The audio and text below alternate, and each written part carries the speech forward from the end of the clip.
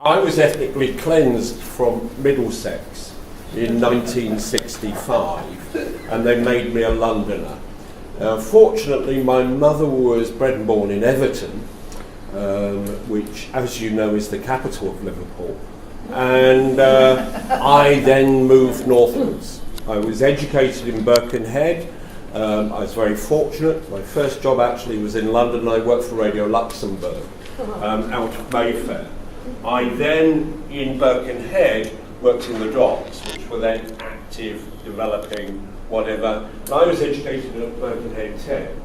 I was fortunate in that my trade union wanted to send me to Oxford, and at that point I didn't want to go to Oxford under a trade union banner.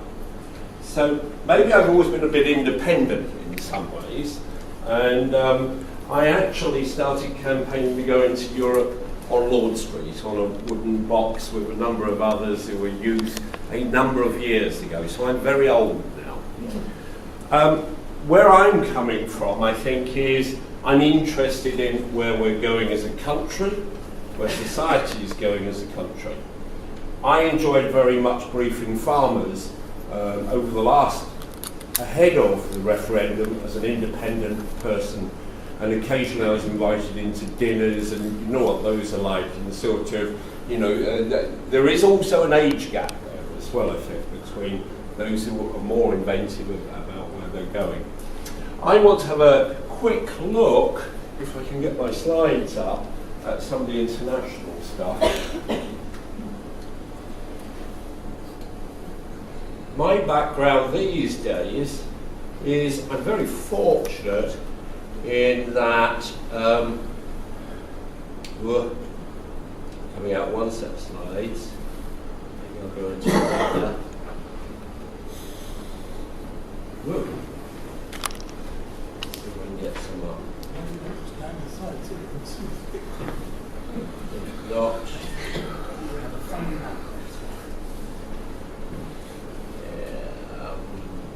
there we go. I think we're there. I haven't stopped the clock. Yeah, I know you haven't. So first of all, Happy New Year. Of course, it's the year of the pig. Remember, of course, actually, that pigs have a beautiful personality and are blessed with good fortune in life.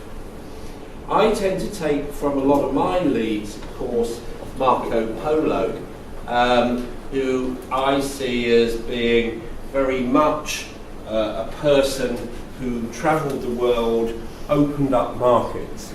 Marco Polo, for instance, goes to China in the 1200s, and he actually writes, he's the first person to see coal, because of course Europeans weren't learning coal.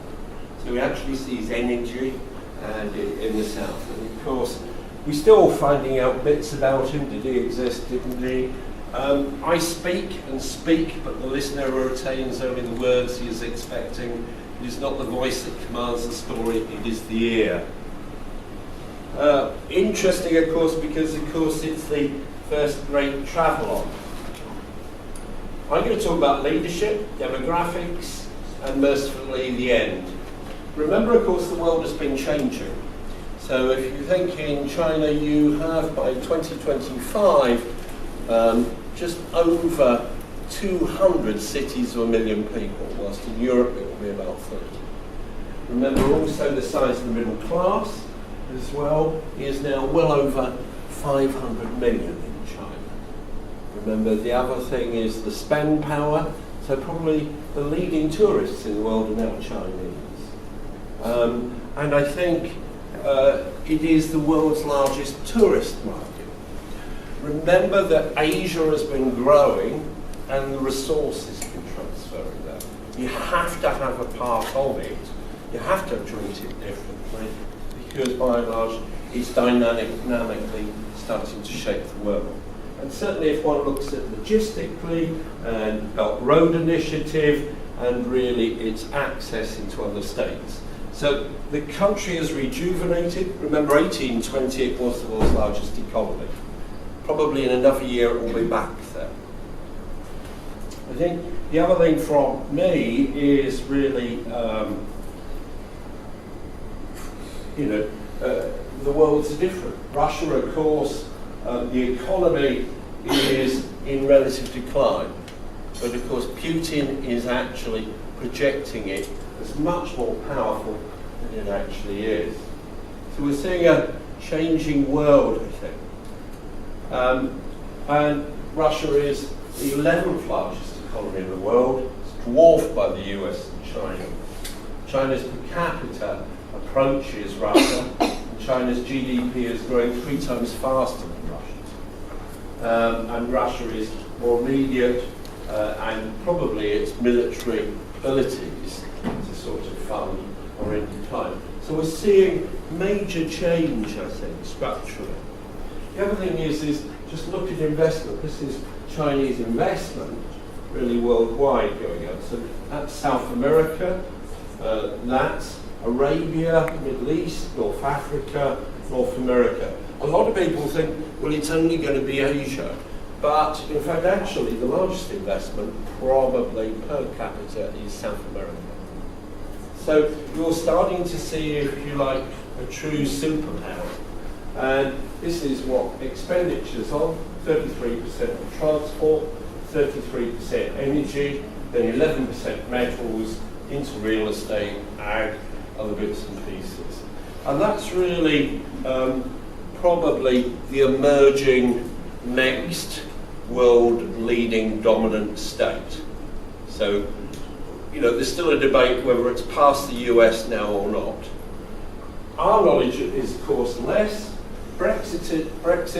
I was on Beijing this morning. I said, well, we're all caught up with Brexit. And my typical comment, what's that? You know, it's a different part of the world. It's a different system. Of course, some people are aware of it. We have this person. The concept of global warming was created by and for the Chinese in order to make US manufacturing non-competitive. You know, you've got lots of disinformation out there. I do think that, you know, one can see elements of the trade war, elements of positioning, you know, make America great again. Remember, of course, you've got the Chinese dream also being postulated as well. I think trade, this is China's exports, largest US, so therefore you can see what the squabble's about. Then comes Hong Kong, then Japan, then South Korea, Vietnam. Really, Germany's the first one that kicks in terms of Europe, and then the Netherlands, of course, is above the UK. Some people won't believe that in the UK of where our position is. China's imports, South Korea, Japan, United States, China, Hong Kong, bits and pieces, services, then Germany, then Australia. We're not really on the list. The United States exports, Canada is number 1, Mexico is number 2, China's number 3, then Japan's 4. Which is some idea really of what the world's shaping up. So, United States imports, China, huge. Remember that China probably holds something like 30% of all treasury bills that are eligible for international organisations to hold in terms of dollars. So it is the largest banker to the United States of America. I think the world is changing is really my motto or mantra. US debt to China is $1.138 trillion as of October 2018. Okay, that's 29% treasury bills. 2 minutes? Yeah. Next. Low-cost competitive strategy has worked for China, and it grew 10% annually for 3 decades. It's now about 7%. Of course, major issues for the US. Remember, China's the largest playing market. So if you don't deal with China, then where are you going to sell your planes? And then really, if you go down the list, and I'm quite happy to make some of these slides available, it becomes huge. I think the thing for me, which actually is, sooner or later, every war of trade becomes a war of blood. I have to spell it out, and you can see that there's been quite a bit of saber rattling really around issues. Perhaps in Europe we don't necessarily always pick it up, and perhaps we are otherwise, if you like, focused here on our own local issues rather than actually looking globally what's going on. Demographics and culture. Remember, you've got the issue really of world population trends.